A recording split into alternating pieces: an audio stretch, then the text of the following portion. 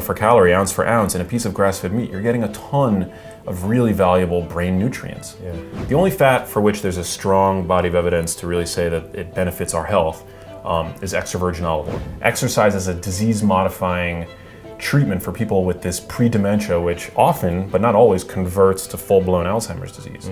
There's a huge trend towards meat-only diets, carnivorous diets, and so many people are, I get these messages in comments on YouTube, like they're scared of vegetables now, like vegetables have anti-nutrients, and they're kind of missing the point that you talk about in the book. It is kind of, it's a great place in New York City, starting out with the stressful foods, right? Like how, like blueberry polyphenols and carotenoids and these sulforaphane, they're actually, like they're good for us via their stress induction kind of in the body. That's a fascinating point. Yeah, definitely. I mean, I think that, based on my sort of meta-analysis of the literature and healthy dietary patterns spanning brain health, metabolic health, body composition, I mean, I remain always open to new perspectives and new opinions, but I can't conceive of a diet that excludes vegetables and low sugar fruits as being a healthful diet, especially in light of all the research on the microbiome and the importance of a healthy gut mucosa, which is basically the hammock upon which your 30 trillion bacterial cells that live in your large intestine like to luxuriate. And they've done research where they've, in animal models, where they've basically fed mice fiber deficient diets, and you can literally see the gut mucosa become essentially anemic. It shrinks, and that seems to promote inflammation. And you can argue that mice are not humans are more complex, but the digestive tract in mammals is pretty conserved. Yeah. So I mean, I think on the other hand, meat seems to get a lot of negative press. People have a lot of misconceptions about meat. Since the last time we talked, there was a Netflix documentary that premiered on Netflix that made a huge splash, and it wasn't really one based in science, and it turned a lot of people against meat for sure. But when discussing meat, I think the term meat is as useless of a category of food as fat. I mean, fat can encompass healthy omega-3 fats that we get from whole foods, but it can also encompass trans fats. So as a descriptive term for the foods that we're eating, I think it's not very useful. The same thing with meat. At one end of the spectrum, we have really unhealthy meat that comes from factory-raised animals that are pumped, full of antibiotics and fed grain and candy and things like that, throwaway products and byproducts. Candy, I haven't heard about that. Yeah, wow. There was a CNN article that basically documented this truck that basically tipped over, and the truck was full of like Skittles and things like that. And the reporter went to find out where the truck was heading to with all that candy, because they weren't in packages or anything like that, and it was going to a local factory farm. Wow. So they feed conventionally raised cows candy to fatten them up through usually a port in their stomach. So I mean, it's terrible. Crazy. That is awful. And so at the other end of the spectrum, you've got grass-fed meat it's rich in carotenoids. So in the book, I talk a lot about the value of carotenoids to the brain, which are these plant pigments. And animals don't naturally produce them, but when a cow is eating grass, which contains those fat-soluble compounds, it becomes embedded in their fat. And we in turn eat them, and they go up to our brains and protect our brains and enhance the way that our brains function. So that's why you can actually tell when looking at a piece of grain-fed beef and comparing it to grass-fed beef. The grass-fed beef, the fat is actually more yellowish. That's a sign of high carotenoid content. And there's virtually no carotenoids in grain-fed beef. So when talking about nutrient density, for calorie, ounce for ounce, in a piece of grass-fed meat, you're getting a ton of really valuable brain nutrients. Yeah. So I definitely consider it a health food. And there's not a huge amount of evidence that I can cite in terms of its relationship, or the benefit of meat to protecting against Alzheimer's and dementia and things like that. But there is some really interesting research from Australia, Deakin University's Food and Mood Center, where they found that women who didn't eat 3 to 4 servings of red meat per week, which is the nationally recommended amount of red meat consumption, they were twice as likely to suffer from depression or a major mood disorder as women that did actually consume 3 to 4 servings per week. And then there seemed to be a U-shaped curve where above that number, they were also more likely to be depressed. So what that suggests to me is that meat provides a bevy of really important nutrients to the brain, with the caveat being that in Australia, meat tends to be more frequently from higher quality. Grass-fed, Grass-fed, free range, cows, New things Zealand like that. lamb and all that. Exactly. Yeah, that's really interesting. Speaking of the mechanisms, I mean, if you want to drill down, so the nutrient density, carotenoids, maybe creatine in meat, but also you talk about some of the feel-good neurotransmitters, serotonin, dopamine, norepinephrine, etc. So what was the mechanisms, or were they speculative in terms of like why those women didn't consume as much meat, why they didn't feel as good potentially as the women that did? Was that? Yeah, I mean, it's hard to say, but there's, it's a great source of vitamin B12. B12 deficiency is related to depression. There's zinc in red meat. There's creatine, as you mentioned.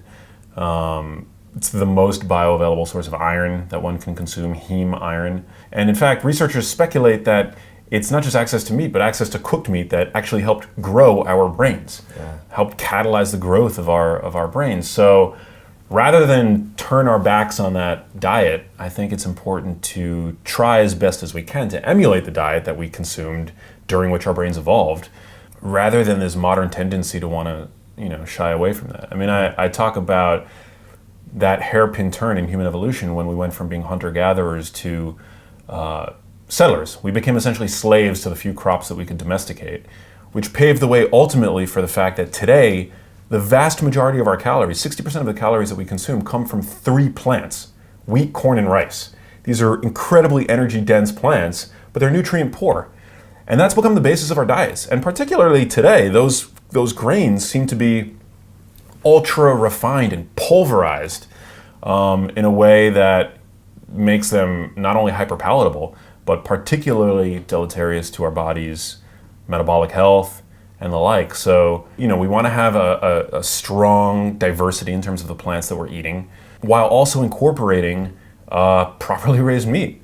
I mean, it's not brain science to realize that that's a diet that's more harmonious with the diet that we most likely consumed during the time in which our brains evolved. So speaking of like going back to your diet, I mean, how frequently do you have meat and so forth, and what do these meals look like in terms of phytonutrient density? Because I know you're interested in fasting and intermittent, time restricted feeding and so forth. So what do you eat for breakfast, or do you eat breakfast? Yeah, I don't. I mean, for the first hour or two after I wake up, I don't eat anything. I'll drink water, maybe I'll drink some black coffee. But yeah, I mean, when we are first arising in the morning, we have a hormonal environment in our bodies that wants to burn fat, right? Cortisol, the body's chief catabolic hormone, is at its peak about 45 minutes after we wake up, meant as a way of liberating stored energy so that we can carpe diem, right? Like seize the day, go hunting, whatever it is that we need to do.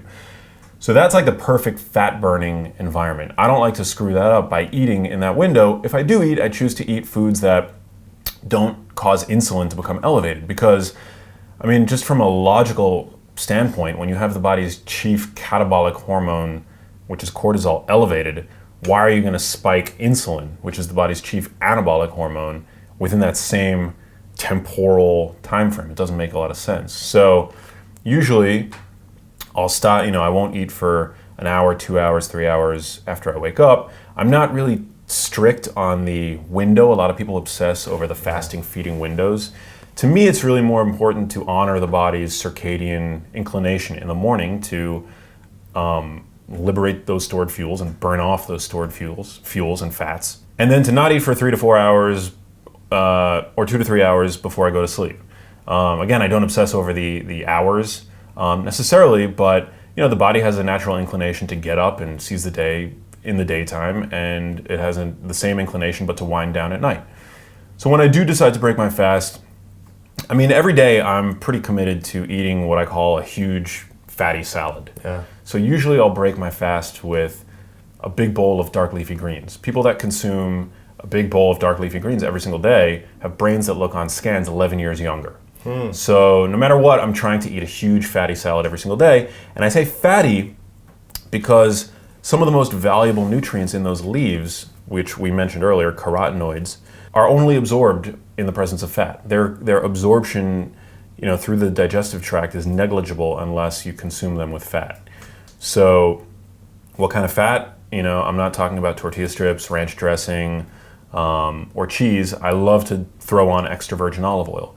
A lot of people today are obsessed with, eating a high-fat diet and chasing fat almost as if there's any value to doing that. The only fat for which there's a strong body of evidence to really say that it benefits our health is extra virgin olive oil. So right there, I'm checking off all these boxes, right? I've got my dark leafy greens, packed with fiber, packed with carotenoids, magnesium, folate. I throw on the extra virgin olive oil, which research shows can actually encourage brain autophagy, the ability of the brain to clean up these toxic proteins that can aggregate and form plaques. Also in control trials, the kinds of trials required to prove cause and effect, they've shown that high olive oil consumption is associated with better cognitive function, better cardiovascular health, metabolic health too. So big salad. And then over the course of the day, I'll snack maybe on, a handful of almonds, which are rich in vitamin E. So maybe, like low sugar beef jerky or beef. What's that thing? I've become obsessed with biltong. Oh, wow. Yeah. It's basically like a vinegar flavored beef jerky, air dried with no sugar. The problem with a lot of beef jerkies these days, even if it's grass-fed, loaded with sugar. Oh my gosh. Yeah. Even kale chips. Even kale have chips. Coconut sugar and everything. Yeah, you can't. It's like really hard to find healthy food now that doesn't have sugar. Exactly, but biltong is like my new obsession. Yeah. Even Epic bars have sugar now. Tons. Yeah, and that's like actually the worst. You don't want to eat sugar with meat. Yeah. It's that's like one of the major problems because you're getting the fats and the saturated fats from meat, combining that with sugar, which can actually potentiate the insulin response from that sugar.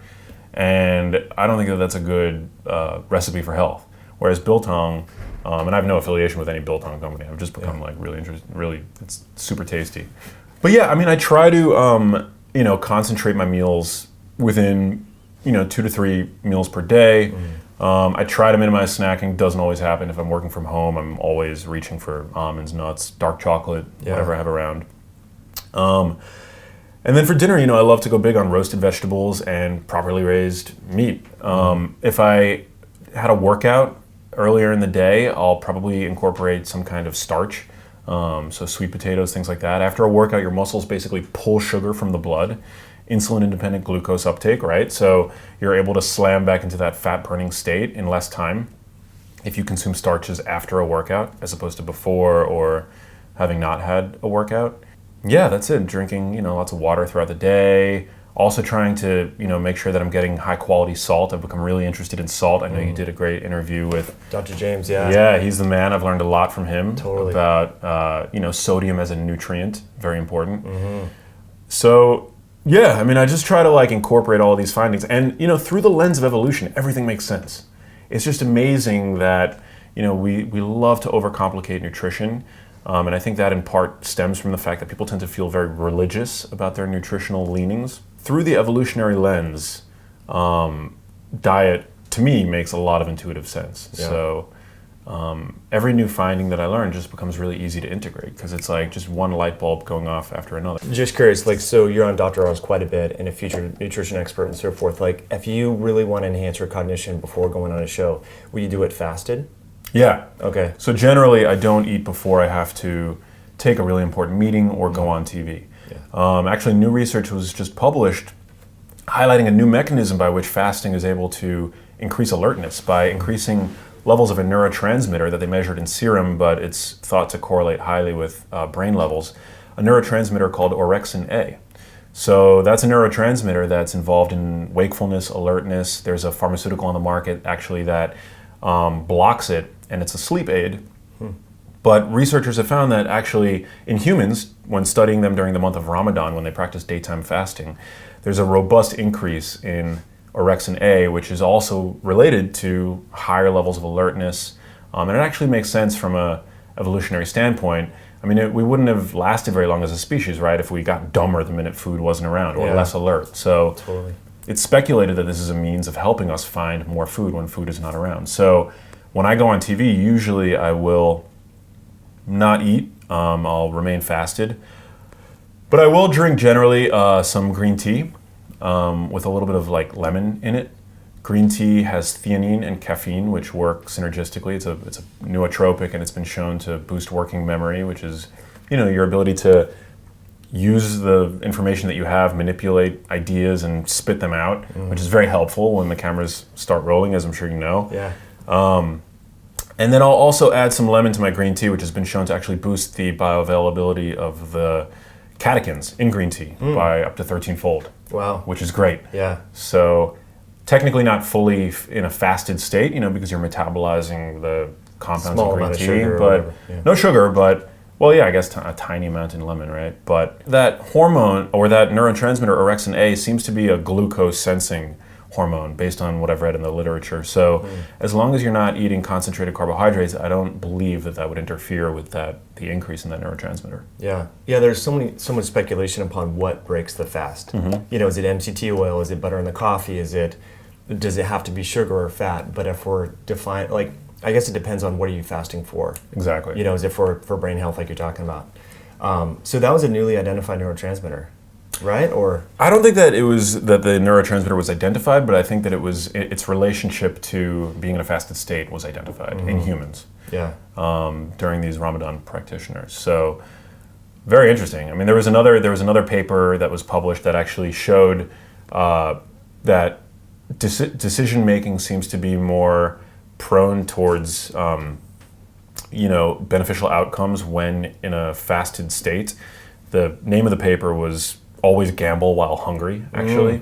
And it basically highlighted that there seems to be an improvement in decision making when fasted, but this new research that was published brought about the mechanism. So I think it's always important basically to look at what occurs at the subjective population level or observable level. But then, it's also important, I think, to try to understand mechanisms. Totally. So where did we go so wrong? Because the advice when you and I grew up was we have to have Wheaties, we have to have toast, we need a lot of this glucose to stoke the brain. And now we're learning the opposite, right? Because ketones are much cleaner fuel source. They don't create free radicals that you talk about in the book. So in your quest to understand kind of the mechanisms that contribute to aberrant brain dysfunction, did you look at the history of how we got this so wrong? Is it food industry funded? I think so. I mean, I think that there's a lot of commerce tied to food, on top of the religiosity that we feel towards our dietary choices. 65% of the planted land mass in the United States is dedicated to growing wheat, corn, and soy. So just massive commerce tied to these foods. And you look at the primary ingredients of most breakfast cereals, and they're wheat, corn, and soy, right? So the notion that these foods are somehow required for human benefit, it's deeply, it's something that we as a nation are deeply invested in. Yeah. There's no human requirement for breakfast. Again, through the evolutionary lens, if we became irritable and antisocial the minute we didn't have food to eat at 7 o'clock in the morning, we wouldn't be here. Yeah. So, I mean, it's a modern construct. Breakfast is a modern invention. That being said, we are diurnal creatures, so we have to take that into account. Are we meant to not eat during the day and eat only at night like mice? No. So during the day, you do want to eat, but the notion of eating as soon as we wake up, that we somehow need that for health, I think, is to our detriment, particularly if you're metabolically healthy. There's really interesting research. I know that David Ludwig is he's an obesity researcher at Harvard. He posts a lot about this kind of stuff on Twitter. People that have type 2 diabetes, maybe they have impaired insulin responses, or actually impaired glucose disposal abilities. Yeah, so I mean, I think people with impaired metabolic health might, maybe have different responses to glucose tolerance when skipping breakfast, but that doesn't mean that breakfast is benefiting you. For example, I think we need to regain metabolic health, and then we should be able to skip breakfast with no problem. In fact, as a hormetic stressor, again, being fasted and allowing your body to reacquaint itself with what it means to be in a catabolic state, I think is one of the more important aspects of our physiology that we've completely lost touch with in the modern world. Yeah, that's a really good point. Yeah. I found for me, there's a lot of good research on eating breakfast and gut hormones, GLP-1 and all that. So, you talked about people being religious about their diet. I think once we kind of figure out what works for us, we get really myopically focused on that, and then we're this whole confirmation bias. So we're trying to confirm what we already know. So I was kind of biased towards breakfast for a while, but once I realized that wow, I do feel better cognitively, I'm more clear-headed and all that, then I just fast until 2 or something like that. But I noticed that it took a little while to feel okay fasting. Like, so some people that are not totally comfortable, like they get jittery or they're not metabolically flexible, like you talked about David Ludwig's research, it takes a little bit to like reacclimate, you know, so exercise that you're a big fan of, cold stress, like all these factors, it's not just your diet. Yeah. You know what I mean? So I found like just taking cold showers, all these things increase your resilience, ability to burn fat better for fuel, and affect metabolic flexibility. You should be able to go fasted for a significant amount of time without feeling like you want to kill somebody. I think that that's a good subjective marker of metabolic health. You know, being metabolically flexible, having the ability to use fat for fuel. I mean, we're able to store fat. We should also be able to burn that fat. So it's not normal to be hangry. It's not. Yeah, it's not normal to be hangry, especially if you're carrying fat. You should not. You know, I mean, that's basically a MOFI for your brain, for a surplus of brain energy that we each are able to carry around with us. Why would we should be able to tap into that? Mm-hmm. Again, like I'm not talking about for your average person. Even needing to go until 2 p.m. Fasting, but I don't think that eating as soon as we wake up, reaching for that bowl of oatmeal to spike insulin, especially when cortisol is already elevated, I don't think that's helpful. In fact, I mean, you can look at really stressed out people. Our visceral fat has 4 times the amount of cortisol receptors as adipose fat, and or subcutaneous fat rather, and when you see people that are chronically stressed out, meaning cortisol is chronically elevated, and they reach for carbs to basically reduce levels of cortisol, rather than finding a more healthful way of dealing with that with their chronic stress, they tend to take on a particular phenotype. They have really skinny arms and legs, but huge, bulging, visceral midsections. So that's what happens when you're constantly causing insulin to be elevated with particularly rapidly digesting sources of carbohydrates in the context of a high cortisol hormonal environment. And so that's essentially what we're also doing when we eat carbs first thing in the morning. We're encouraging our body to redistribute our weight from muscle to fat. It doesn't look good for sure, but it's also not healthy because visceral fat is the most inflammatory type of fat. Yeah, good perspective. Let's transition to the brain a little bit back. Yeah. I think it's what I read in the book that I thought is really, really fascinating. When we think about brain health, I think this school of thought that we need to learn an instrument, learn a foreign language, travel, like there's all that neuroplasticity. And then there's this whole field of metabolic research that you unveil in the book, and like insulin degrading enzyme and so forth. So you talk about how it's not really good to eat before bed. Yeah. Because insulin kind of, there was an analogy, it's escaping me, that you used. Oatmeal. Yeah, let's talk about sticky oatmeal. Yeah. Yes. Yeah, so basically, I mean, anybody who's ever put dried out oatmeal stuck on a bowl into a dishwasher understands this chemical concept of solubility, right? For oatmeal to be effectively washed off of a bowl, you've got to keep the oatmeal soluble, right? You've got to put water in the bowl as soon as you finish, otherwise it's going to gunk up and become like glue, and it's not going to be washed off easily by your dishwasher. So that's basically the analogy that I use in the book to describe amyloid, which is the protein that aggregates to toxic levels in Alzheimer's disease. Mm-hmm. Now, amyloid hasn't been established as the causative force in Alzheimer's disease. Certainly in later stages, it probably is a causative factor. But for amyloid to be cleaned up and washed away over the course of your sleep, which we now know, sleep is actually like, it turns your brain into essentially a dishwasher thanks to the lymphatic system. We know that amyloid needs to stay soluble.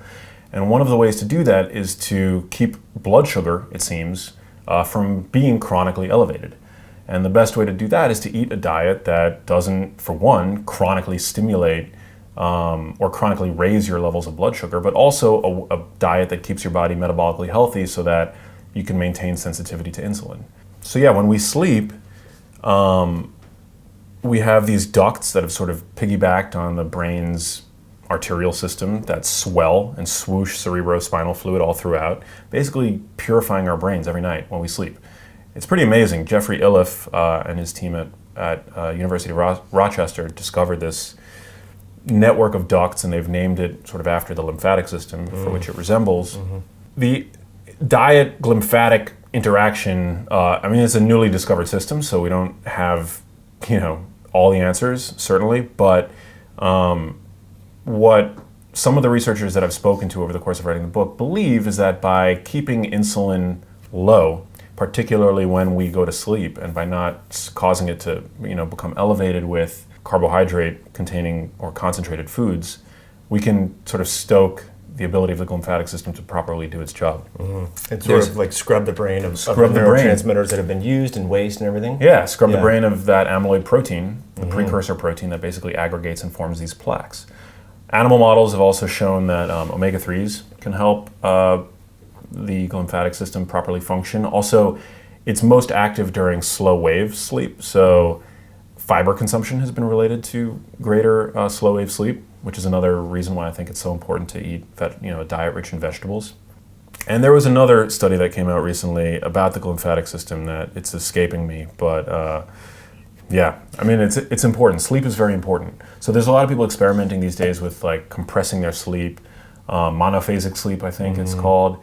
I just don't see that as being healthy from a brain perspective. Obviously, I remain open, but we really want our brains to flush out these proteins as we sleep because they are created in all of us, and they are related to Alzheimer's disease, certainly. So, I think if we have the opportunity to enhance our sleep and reduce the risk of our brains becoming amyloid landfills, let's let that happen, right? Totally. Yeah, I want to dive into that, what amyloid's doing. But I mean, it's funny, just like 2 days of sleep deprivation, like today, for example, traveling east to west and so forth, I can notice a huge difference. I haven't done any quantitative EEG or anything like that, but my Oura ring tells me that, that traveling, getting up early and all that. So it's really interesting. But what is amyloid beta doing in the brain? Like, so it's causing these plaques to build up, and then what does that do? Well, it's unclear exactly what amyloid is there for, but recent research out of Rudy Tanzi's lab at Harvard, seems to suggest that it serves an antimicrobial purpose, which is very interesting. It seems to be increased when the brain is inflamed. It seems to be this protective protein that over time, if it's chronically stimulated, can become problematic, particularly when it's not properly flushed away. Amyloid, when it becomes aggregated to form these plaques, seems to compound the damage that's done. So I think really that's why the onus is on prevention. That's why I think pharmaceutical research that have targeted amyloid as a therapeutic treatment mechanism for Alzheimer's disease have failed so frequently because we're looking we're demonizing the wrong thing, basically. This is similarly to what has kind of happened to cholesterol over the years. Cholesterol was found in the arteries of cadavers that have died from heart disease. Therefore, cholesterol is the causative fact in heart disease. That's the diet heart hypothesis, right? I think it's very similar to what has really directed pharmaceutical inquiry into Alzheimer's disease over the past couple of decades, because on death, which was the point at which the brains, obviously, of cadavers could really be examined, people who have died from Alzheimer's disease, their brains were riddled with plaque. So similarly to what has happened with cholesterol, it was assumed that this plaque is the causative factor in Alzheimer's disease. But as with cholesterol, I think all the research now is suggesting that it's more of sort of it's there at the scene of the crime, unfortunately, but it's not it's not suspect number one at this point anymore. Yeah. Perlmutter's research, I know he's been talking about that for a while, about how amyloid beta is associated with the inflammation associated with microbes and infection. And I think herpes simplex 1 and cytomegalovirus, I can't remember the specific pathogens, but I think that's really interesting. So it's almost as though it was like cholesterol or insulin or whatever. Like if you just target insulin in a diabetic and ignore their blood sugar, they're still going to have complications associated with that. So what I heard you say right there, and you talk about this in the book, and you've been speaking about this for a while, is just that's where the pharmaceutical model kind of misses the target, because they're going after one mechanism but not addressing the root cause, which is multifactorial. Well, that's why Alzheimer's drug trials have a 99.6% fail rate. That's a higher fail rate than the trials for any other disease state, essentially. In fact, Pfizer recently basically pulled the plug on their trials for an Alzheimer's treatment because they're looking in the wrong place. This is a disease that begins in the brain 30 to 40 years before the first symptom, and there are other biomarkers that have been discovered that are associated with the disease that emerge far earlier than this amyloid plaque. And when we look at the health of the body, insulin resistance in the body is related to plaque buildup in the brain. That was research done by, I believe it was Suzanne Kraft. Yeah, so I mean, things that promote inflammation in the body and which we already know about, right? Like insulin resistance, chronically elevated blood sugar, are related to these features in the brain. And so I think that we were looking in the wrong place for all these decades. We're looking in the brain when the answer is most likely in the body and related to our diets, our lifestyles, and all these other things. Over the course of my, journey writing Genius Foods, I'm very careful not to point the finger at carbohydrates exclusively as being the smoking gun in Alzheimer's disease. I think it's so multifactorial. It's our chronic stress. It's these industrial oils that have become ubiquitous in the food supply that are just as damaging, if not more so, to the brain than carbohydrates. There was a study in rats and canola oil. And canola oil. Yeah, exactly. And that's, unfortunately, like you go to Whole Foods, it's everywhere. I was going to ask you too, I don't want to deviate too much, but I love olives, like just real olives. And I can't find them without sunflower oil. Like, I mean, not that that's the most toxic substance in the world, but these oils do oxidize like at really low temperatures, right? Yeah, well, an animal study was just published. I just posted on my Facebook page yesterday that found that a high sunflower oil diet imposed pretty profound oxidative stress on the liver of rats. And they compared it to extra virgin or just virgin olive oil, and they found that in terms of promoting lifespan and health span in these animal models, virgin oil was the best.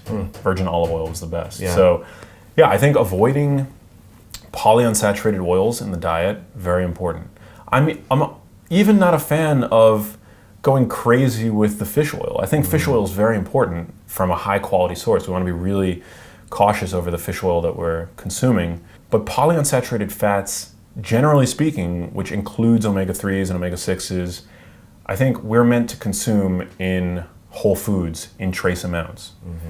And yeah, in terms of the bulk, the majority oil that seems to promote health, I think it's monounsaturated fat, maybe secondarily saturated fat, and then tertiarily would be polyunsaturated fat. But I think monounsaturated fat is the healthiest. Yeah, it's interesting, and a lot of people that are inflamed, a lot of doctors recommend super high doses of the polyunsaturated omega-3s, EPA, DHA, and so forth. Like, in some cases, like depression or autoimmune diseases, like 15 grams per day, which is very high. So it's interesting that you bring that up while it may have an anti-inflammatory effect and affecting various downstream inflammatory signaling pathways. It's prone to oxidation. It's very polyunsaturated. So yeah, kind of interesting to think about. Yeah, and omega-3s are more vulnerable to oxidation than omega-6s because an oil it becomes vulnerable the more double bonds it has, basically. And omega-3s have more double bonds than omega-6s. Yeah. And both of those, they're polyunsaturated. The poly means that they have multiple double bonds. Mono means that they've got one. So monounsaturated fats are always going to be more stable, and saturated fats don't have any. But omega-3s are more vulnerable to light, heat, and oxygen than omega-6s. So that's why, even though canola oil is often considered to be the most healthy of the polyunsaturated industrial oils because it has a smidgen more omega-3s, it's actually completely misguided information because omega-3s are even more vulnerable. And so that makes canola oil even more dangerous because of the likelihood that a greater proportion of that oil is oxidized. Yeah, scary stuff. All right, going back to the brain, there's a few things I think people really should know, and that's at elevated levels of HDL and LDL, I believe, over 65 is protective against dementia. Talk about that book. I can't remember the exact study, but I think that's really important. People like our parents' age who want to preserve their brain health, their doctors are telling them that they need to get on a statin, right, to lower the cholesterol. But there's a seemingly protective effect in the brain. Well, basically, I mean, when you get your standard cholesterol panel, which is what 99% of people are going to get when they go and they get their cholesterol tested by their doctors, what the doctors are essentially doing is weighing the mass of cholesterol in your body. They're weighing the cholesterol. It's like the Friedwald equation. It's really like an extrapolation. Yeah. But when you weigh something, the analogy that I use in the book is like a highway A and highway B. On both highways, you have 100 passengers, right? Highway A, 100 passengers, Highway B, 100 passengers. On Highway A, those passengers are traveling in 5 buses. On Highway B, those passengers are traveling in 100 cars. Highway B is going to be more prone to pileups, to road damage, road erosion, and delays than Highway A, which has those 5 buses on them, right? So your standard cholesterol panel, essentially what that's doing is it's basically weighing what's on the road. But 5 buses and 100 cars, because they're all carrying 100 people, might weigh comparable amounts. So it doesn't tell you anything about road conditions. When you get your LDLP measured, which actually tells you the amount of particles, you are actually figuring out with that number the amount of vehicles on the road.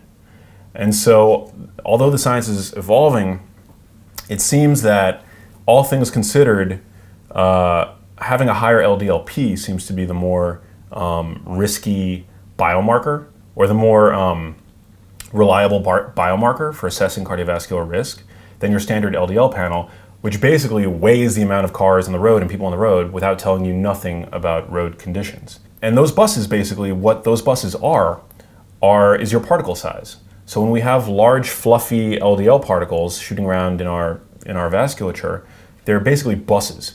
And all of these lipoproteins are VLDL particles. When they're sent out from the liver, they're in the form of buses, but over time they shrink and they become more like cars, basically creating this traffic, this backed up traffic in the blood.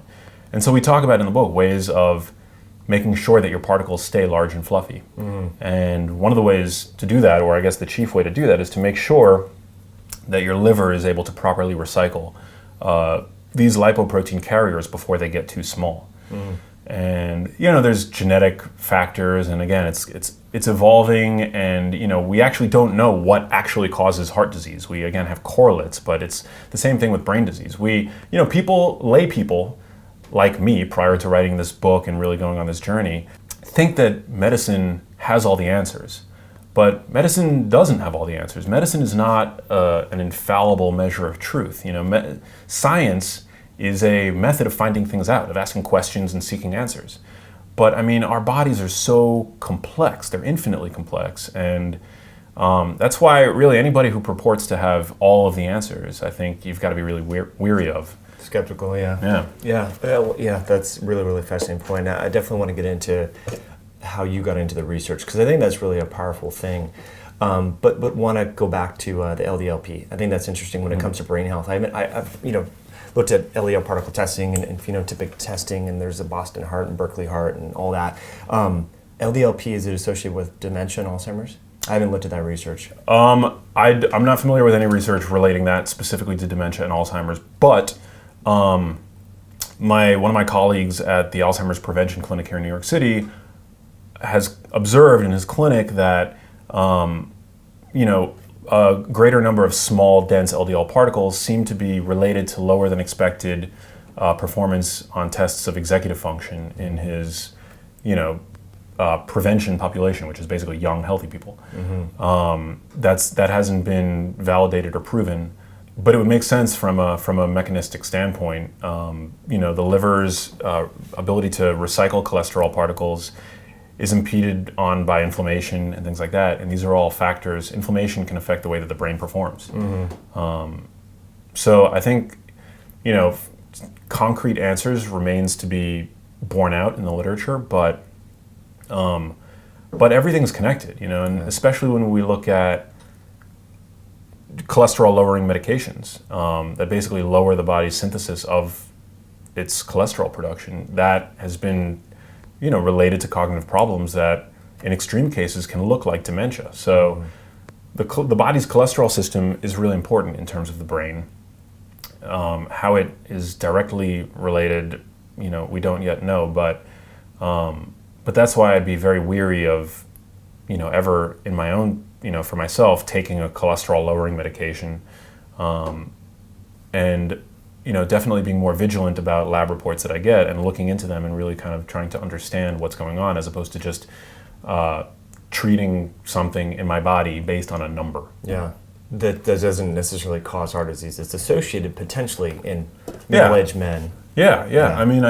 I don't think that cholesterol is the problem. I think it's always going to be there at the scene of the crime, and so it's very easy to sort of put a spotlight on and to throw in the lineup. But yeah, I think that inflammation is, I think, more closely tethered to heart disease risk, and heart disease risk relates to the brain because the brain is fed blood and nutrients by a vascular bed, of nearly 400 miles worth of microvessels that supply blood and nutrients to the brain. I don't think that cholesterol is the bad guy. I think that keeping cholesterol, the cholesterol that is in your body healthy, I think is very important. And keeping those lipoprotein carriers healthy is very important.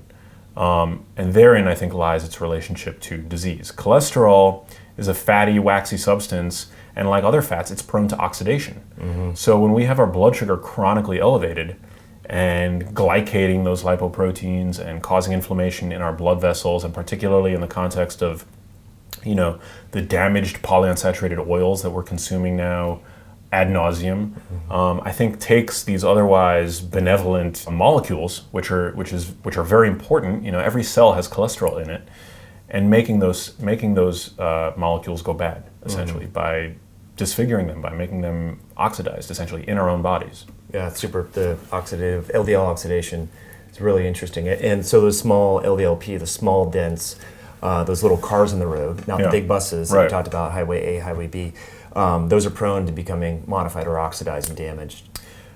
Well, yeah, because they're spending when those lipoproteins are shipped out, they're all in the form of buses essentially, and so when they're small, they've had spent more time in the bloodstream, in proximity to oxidative products and byproducts, and it makes them more prone to causing trouble, and also embedding themselves in the vascular bed,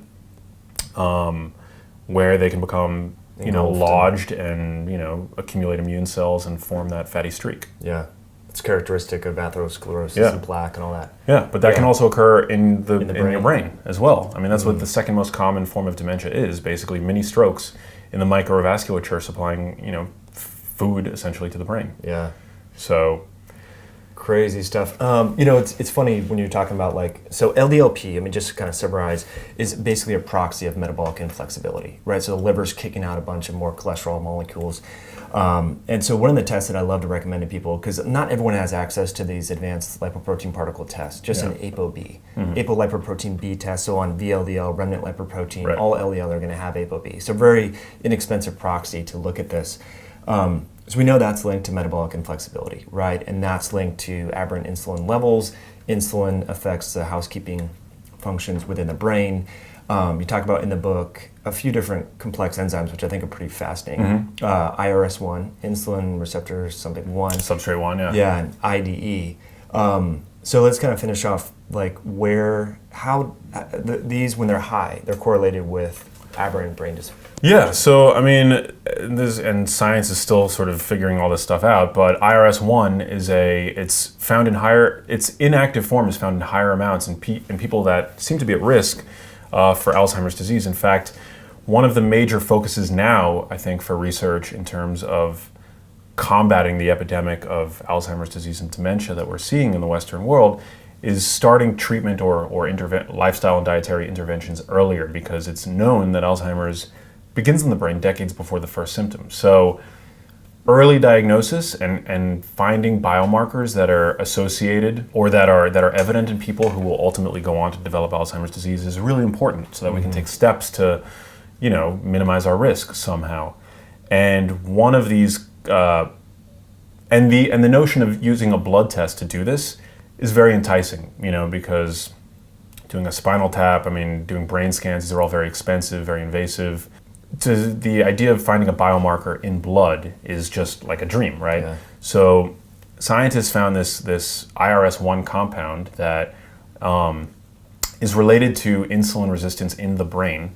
And they found that within 10 years, they were able to predict with 100% accuracy whether or not a person was going to develop Alzheimer's disease based on their levels of the inactive form of this compound in blood, IRS1. And so that's really exciting. And I actually haven't heard anything since that research was published about IRS1. It's not being used clinically at this point, but it is really compelling. If you could tell somebody 10 years before they were going to develop it that they were going to ultimately be diagnosed with Alzheimer's disease, you would put that person on a strict exercise regimen, clean up their diet. In fact, the guidelines for treatment for a mild cognitive impairment, which is often considered pre-dementia, were just updated to include exercise for the first time. exercise as a disease-modifying treatment for people with this pre-dementia, which often, but not always, converts to full-blown Alzheimer's disease. And what's the time frame there? Like time scale. So if you're starting to get, is it 10 years, 20 years before it's full? From mild cognitive impairment to Alzheimer's disease, I'm not sure. Yeah, I'm not sure. But anyway, go back. Exercise is And a tool. and cognitive impairment can be the result of many things that won't necessarily convert to Alzheimer's disease. So it can be, there are pseudo dementias. People can be so depressed that they, mimic, that their outward expression mimics that of dementia. There can be medical reasons. And so that's why it's always important, if you're having memory problems, to go see a doctor and to rule out any medical causes. But yeah, oftentimes MCI does progress to Alzheimer's disease. It's a major risk factor for developing Alzheimer's disease. And so the idea of being able to intervene early, even before mild cognitive impairment, I think it's a dream scenario for somebody who is at risk.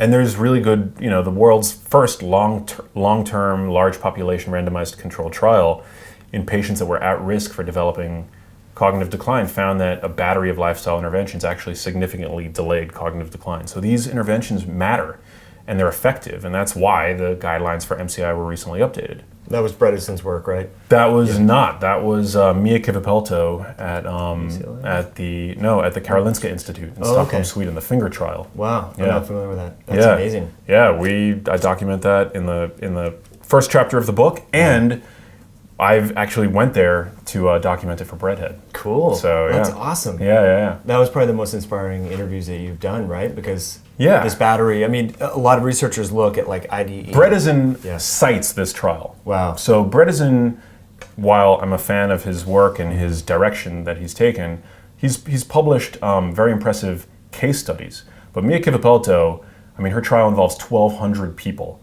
with regular check-ins. It's an ongoing trial, and these were at-risk patients, rigorously documented. And yeah, I mean, she's the real deal. Her research, the finger trial, provides the strongest evidence to date that cognitive decline is not an inevitable aspect of aging. So, I mean, she's profoundly awesome. Wow. Yeah. So what was the inclusion criteria? Did they have memory issues going into it, or these are random samples? They did not, they all had at least one risk factor. So whether it was age, depression, loneliness, things like that, they were at risk. So, and they were older. They were an older population, but they were asymptomatic. They were pre-symptomatic. And over the course of 2 years, what they found was that by adhering to this battery of lifestyle intervention, so there was exercise, there was nutritional counseling, social support groups. They found that these patients were not only able to delay cognitive decline, but improve their processing speed by 150% and improve their executive function by 83%. And this is an older at-risk population. So I mean, we talk about neuroplasticity, like that's incredible, but it's also a sign to me that just how effective our lifestyles and our diets are in terms of modulating brain function. And this trial is ongoing. So they actually also recently announced the first round of results that were published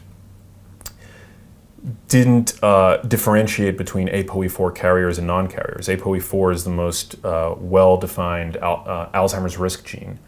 What they found is that even in patients, and this was recently published, with the ApoE4 allele, lifestyle interventions were just as effective, if not more so. For them. So, for them, yeah. That is confusing in a low-carb, high-fat community. If you have the ApoE4 allele, what does that really mean and all that? Have you tested yourself? Yeah. I'm basically of the opinion, and based on not nutritional dogma, but the researchers that I've talked to, not one of them who is deeply involved in Alzheimer's prevention and are practicing clinicians are pro eating a high saturated fat diet. And it actually makes a lot of sense to me that, I mean, the low fat craze over the past 50 years was bad. We know that. It was built on shoddy science, and I'm glad that the tides are now starting to turn, but the pendulum is also swinging in the other direction now, where people are pounding butter and coconut oil and things like that, right? When you look at a cow that is sort of our domesticated version of a wild, like a cow is not a wild animal. A cow is a domesticated, passive thing. Yeah, Neil deGrasse Tyson had this quote. he got a lot of shit for it, but he basically said that like a cow is a human creation designed to turn grass into steak, right? You know, we can learn a lot from cows, and we know that when a cow is fed grass as its predominant food, it has less saturated fat in its meat content than a cow that's been fed grain. So what that tells me, well, it offers a hint as to the relative proportion of saturated fat that we're meant to consume in a proper diet. When we're eating animals that are fed what they actually want to eat, they have less saturated fat. So I don't think that eating sticks of butter an excessive amount of saturated fat is necessary for anybody. But I also think that it might be potentially deleterious to brain health. Do I make any restriction over saturated fat when contained in whole foods? No. But yeah, I think, and one of the reasons for this is that saturated fat reduces the amount of LDL receptors on the liver. So that can actually impede LDL recycling, which is really important for maintaining, those large buses as opposed to having a bloodstream filled with small, dense cars as opposed to buses. Sure. And it's not known really the impact that, or the mechanism by which ApoE4 seems to mediate the increased risk for cardiovascular disease that it confers and the increased risk for Alzheimer's disease. But I think it's thought that it imposes on LDL recycling. And so saturated fat might affect LDL recycling by way of the LDL receptors on the liver. There's a lot of speculation there, obviously, sure. But yeah, I mean, to me, it makes sense. And, there's no evidence that consuming tons of excessive saturated fat boosts brain health anyway, so why do it? I think it's always wise to hedge your bets. Totally. On the other hand, when talking about things like grains, there's no biological requirement for grains. They're energy dense, nutrient poor. So there, I say there's no need to consume foods like that either. So yeah, I think it's really important to take a balanced and scientifically sound approach. And if in 5 years, 10 years, it turns out that eating sticks of butter is great for the ApoE4 brain, then you know what? I'll adjust my recommendations. Right. But I love your approach, and it's not that popular, I want to say, in the low-carb, high-fat community, to say that you have a lot of stored energy in your body and use that as the fuel to make ketones. A lot of people want to just change their diet and maybe not exercise as much. And obviously diet plays a huge role. But I love that, in your Instagram stories and your Facebook, so many people think a ketogenic diet is exogenous ketones, MCT oil, MCT powder, all that. But, if we think about like our ancestors, they didn't have access to all these tools. They were making ketones from. I think there's this trend now to hack your way into it. Well, yeah, but also like we in the fitness community have said for a long time, don't drink your calories, right? Referring to sugar and juice and soda and things like that, right? Why should the recommendation be any different when those calories come from fat? We shouldn't drink our calories, whether they're from fat or exogenous ketones. I think that there are applications for exogenous ketones and MCT oil for sure. Like I think that the potential cognitive boost for patients with Alzheimer's disease who develop a food preference for sweeter foods, I think all really great. I think in terms of weight loss and satiety, fat burning, things like that, I think that there's a lot of confusion. So I just, I want people to like be able to make informed consent when purchasing these products and using them. I mean, people that are trying desperately to lose weight and on ketogenic diets and slamming MCT oil and things like that, I think you can still eat too many calories on a ketogenic diet if you're consuming a lot of, nutrient sparse oils and fats. I'm not a big fan of eating a lot of added fats.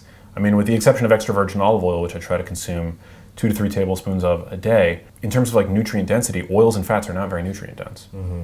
Yeah, good point. So I guess it's a controversial I think it needs to be said. It really needs to be said because, a lot of people are trying to buy their way into it, hack their way into it without causing that metabolic shift within their body via exercise like you talked about. Cold stress is one with brown adipose tissue, and then the time restricted feeding and or intermittent fasting is awesome. Fats also do not promote satiety the way protein does, for example. So I think if you're trying to feel a greater sense of satiety, go for whole foods, protein, things like that. Full fat Greek yogurt, chicken breast, chicken leg, which has a lot of collagen in it, actually very good. Also an under-consumed protein. A piece of steak. In terms of wanting to feel satiated, yeah, protein seems to actually have the biggest impact. Yeah, post-workout, instead of whey protein, I do raw egg yolks for my chickens in the backyard. So it's been amazing, yeah. That's awesome. I figured I'm buying, one of the things in February, my goal is to not have any food in a package. And that's hard to do, right? But just to make sure that I'm getting vegetables right from either the store, my backyard, or a farmer. Even meat, it comes in a package. I'm trying to get it direct. I think we under-recognize like the amount of endocrine disrupting chemicals that we're all exposed to. So anyway, the point of telling you that backstory is like the whey protein, it's in a plastic jar. I mean, yeah, it's a HDPE plastic, probably not leaching BPA or whatever. And so it's been amazing, the satiety-inducing effect of just like 3 raw egg yolks post-workout. I'm like, man, why didn't I think about this earlier? Everyone's buying egg protein powder and all this. So anyway, kind of like to reinforce to people, like you can eat real food in applications where normally the fitness industry is trying to encourage us to buy some sort of packaged refined substance. Yeah, and look, like I take whey protein occasionally. Whey protein is actually really high in like sulfur-containing amino acids, which are really good for your body's detox pathways. So it's but it's also a very insulinogenic protein as well. But also I love to lift weights and work out and stimulate muscle protein synthesis. So I mean, that's why I'm taking whey protein. Yeah, I just, I like supplements. I have nothing against the supplement industry. Sure. I'm a fan of food producers that are, putting out healthy products, and, nothing against them. I think it's really up to the consumer to be informed about the choices that they're making, and to not fall victim to marketing at the end of the day. I was at a grocery store the other day, and I saw they're now making organic Doritos and Cheetos, which, yeah. They're gluten-free though. Yeah. I mean, it's mind-boggling. And, on the one hand, I'm happy that for a mom that wants to basically supply somewhat healthier products to their children that have maybe had a taste of Doritos at their friend's house, that option exists. But those foods are not really healthier at the end of the day. It's where we believe that they're healthier because they're slapped with that buzzword that they're organic. And for somebody who's a busy parent, as you know, you're a parent, I think it can be really misleading and really challenging to sort of cut through that. So I just, that's what my mission really at the end of the day is. It's to provide information for people so that they can make informed consent. I feel that my mom, ultimately, which is the reason why I got into this to begin with, was victimized in many ways by the food industry, by the government recommendations, by things like that. So my hope is to help prevent others from becoming victimized in the same way. I certainly don't want to be victimized by misinformation. I want to prevent that from happening to other people. So that's what drives you. Mission. I grew up consuming corn oil. I mean, I grew up in a apartment in New York City with access to healthy food. I was fortunate my parents were able to afford healthy food. Nonetheless, my refrigerator was stocked with margarine, and there was always corn oil by the stove, and I was told growing up not to eat eggs because they contain cholesterol, it's bad for the heart. So if that advice was truly rooted in science, then I wouldn't use the V word, the victim word, right? But now I know, based on my research, that those guidelines and that nutritional advice was the end result of money, profiteering, and the sugar industry lobbying and investing in huge, heart associations, the Heart Association, and that bad data trickled its way down to the government recommendations, and the food industry basically exploiting our collective ignorance at a time when nutrition science was just being born. So that's why I use the V word, and but that still continues to happen today. Like, it still continues to occur. I mean, the New York Times recently published that these soda companies they formed an organization basically to put the blame of the national obesity epidemic on inactivity and sedentary lifestyles as opposed to food and things like that. But this is an organization literally funded by the sugar industry. Oh man. I've posted articles about how dangerous added sugar consumption can be, and I've been tweeted rebuttals by organizations that are funded by the sugar industry. So, I mean, it's like... They're censoring media to basically. cover their butt. Yeah. Wow. So... Shocking. Yeah, I mean, they advertise. I mean, the Super Bowl just happened this past weekend. I mean, there's Pepsi all over and Gatorade, and yeah, so there's big money going on there. And coming back to the brain a little bit, one of the things that intrigued me about the book, and you talked about this in our last interview, which I'll post in the link below this video and so forth, is one characteristic of a demented brain or a brain with Alzheimer's is the inability to like utilize glucose properly because insulin's.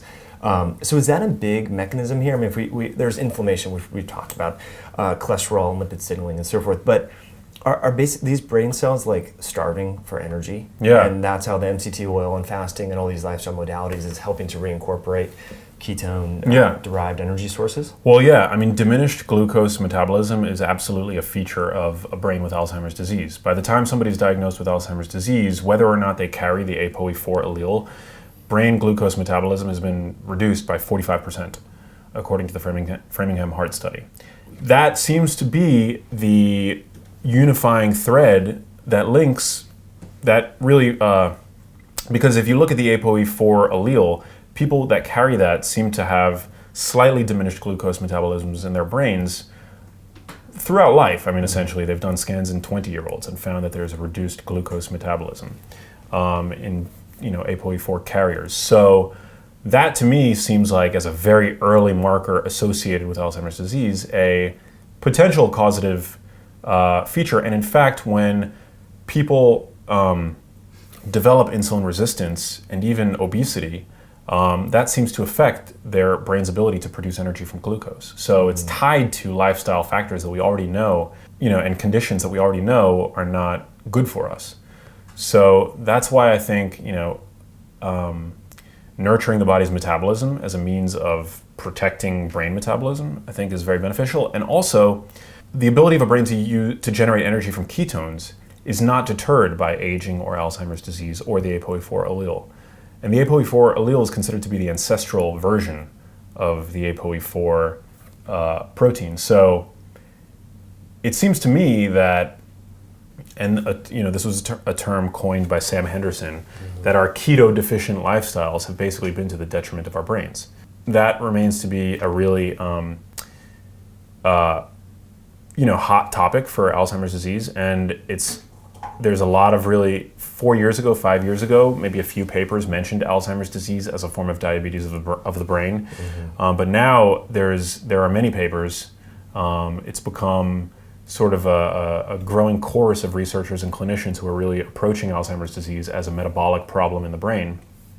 And for the first time this year, a ketogenic dietary intervention in patients with mild Alzheimer's disease was tested, and it seemed to promote better cognitive function while they were on that diet for patients with Alzheimer's disease, which is really key because prior to that study, it was tested in patients with mild cognitive impairment. One of my friends, Robert Krikorian, was the researcher in that trial. And so now we have data on patients with Alzheimer's disease that it seems that ketones are able to sort of provide an energetic life raft for the brain. Is that the cure for Alzheimer's disease?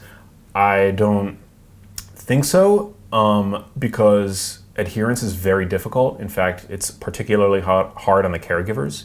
And as I mentioned briefly, Alzheimer's patients actually develop a sweet tooth because it's speculated that it's their brain sort of crying out for energy in the form of sugar, which is ironic because those are the exact processed foods are the exact kinds of foods that promote inflammation and seem to be related to reduced glucose metabolism in the brain. But yeah, I am a fan of the notion of using ketones and being in an intermittent ketogenic diet throughout life. I think that's important, especially in light of the notion that the ApoE4 allele is potentially our ancestral version of the gene. So prior to agriculture, when food availability was more unstable. Right.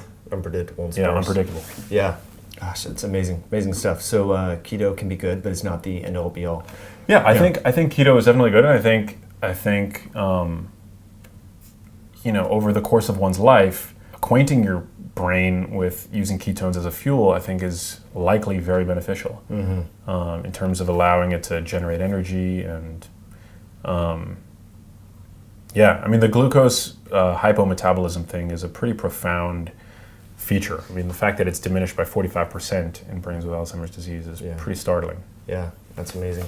I mean, I have a lot of questions about the hippocampus and what brain regions and all that, but you talk about that in the book. Hey, if you like that video, you need to check out this one here, and I'll see you there. But what I learned is that Alzheimer's disease begins in the brain 30 to 40 years, if not longer, before the first symptom. Whoa. Yeah.